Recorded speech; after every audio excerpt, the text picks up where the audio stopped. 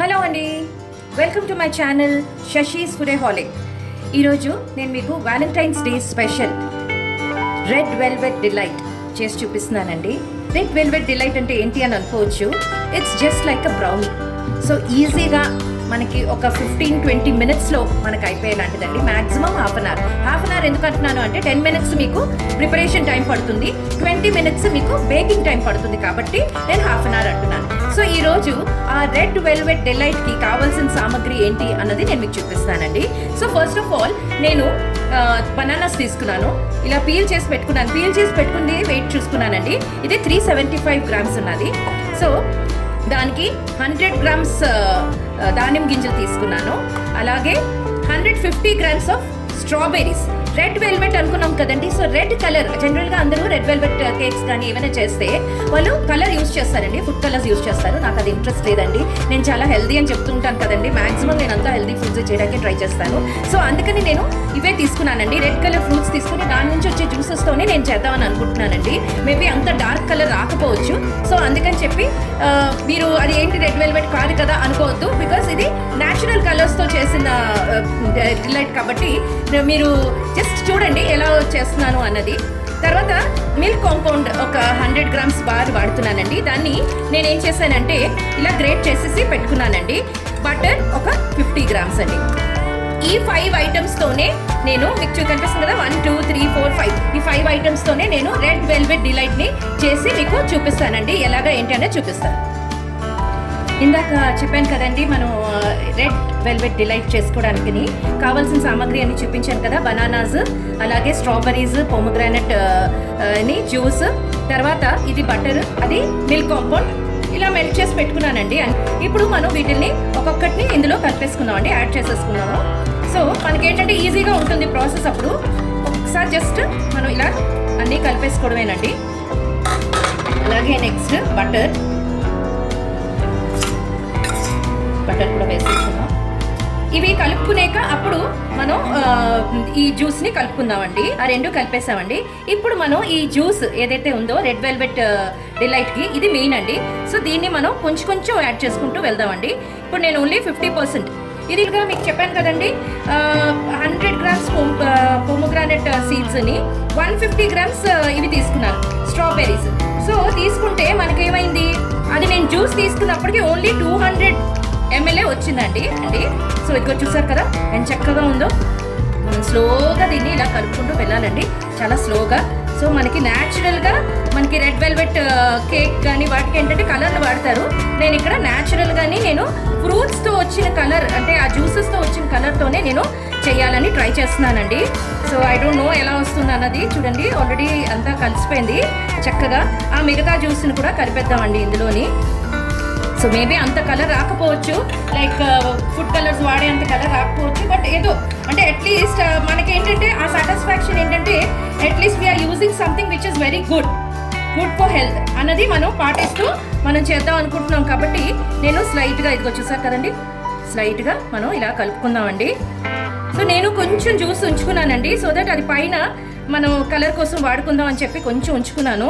So ఇదిగో ఏనండి ఇలా కలిపేసుకోవడమేనండి. చూడండి కలర్ కూడా మారింది, చూడండి పింక్ కలర్లోకి వచ్చింది. So maybe not red and colour, but at least pink and colour.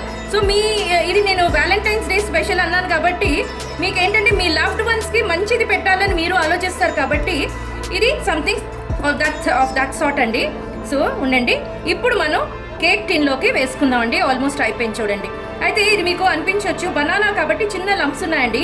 మనం జనరల్గా బనానాని మిక్సీ చేసుకుంటే బాగా వాటరీ అయిపోతుందండి.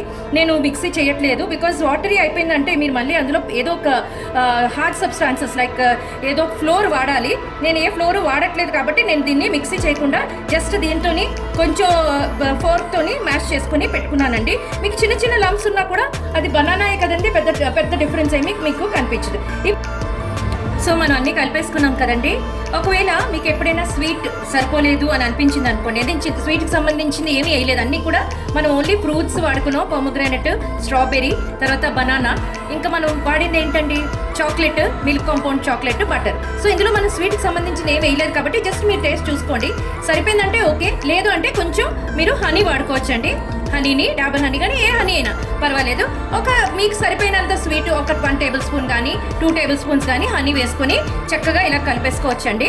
సో నేనైతే ఏమీ వేసుకోలేదు, మీరైతే కలుపుకోండి, మీకు స్వీట్ టేస్ట్ బట్టి మీరు కలుపుకోండి, కొంచెం వేసుకొని కలుపుకోవచ్చండి. ఇప్పుడు మనం ఇది బేకింగ్ టిన్లోకి వేసుకుందాం. ఇలా బేకింగ్ టిన్ని రెడీ చేసుకున్నానండి. బేకింగ్ టిన్ హార్ట్ షేప్లో ఉంటుందండి. బేకింగ్ టిన్ ఇదిగో చూడండి, హార్ట్ షేప్లో ఉంది కదండి. తర్వాత ఇది పార్చ్మెంట్ పేపర్ వేసి పెట్టుకున్నానండి, సో దట్ ఈజీగా మనకి ఇందులో బేక్ చేసుకుంది ఈజీగా వచ్చేయాలని చెప్పి పార్చ్మెంట్ పేపర్ పెట్టుకున్నాను. అలాగే ఇప్పుడు మనం ఇవంతా వేసేసుకుందాం. అయితే వ్యాలంటైన్స్ డే స్పెషల్ అంటే ఓన్లీ లవర్స్కే కాదండి. వ్యాలంటైన్స్ డే అంటే Valentine's day, Valentine can be any one.